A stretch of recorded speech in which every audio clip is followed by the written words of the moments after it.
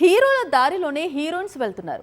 హీరోలు యాక్షన్ చేస్తే హీరోయిన్స్ అందుకు తగ్గట్లే యాక్షన్ రూట్లోకి దిగుతున్నారు. హీరోలు విలని మొదలు పెడితే హీరోయిన్స్ కూడా అదే దారిలో వెళ్తూ ఆశ్చర్యపరుస్తున్నారు.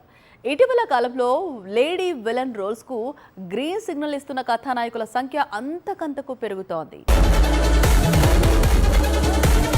హీరోయిన్స్ అంటే హీరో సరసన స్టెప్పులేసే రోజులు, 4 డైలాగ్స్ కు పరిమితమయ్యే రోజులు ఎప్పుడో పోయాయి.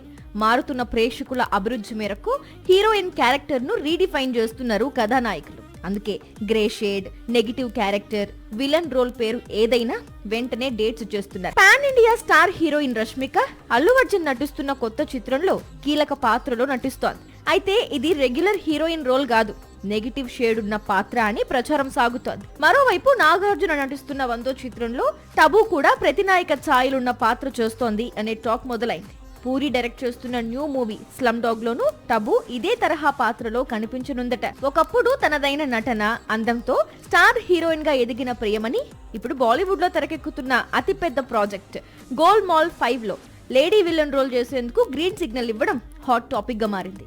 యానిమల్ లో తృప్తి దిమిరి, ఇటీవల బాలీవుడ్ లో విడుదలైన బేబీ డూ డై డూ చిత్రంలో హ్యూమా గ్రేట్ షేర్ క్యారెక్టర్స్ చేశారు.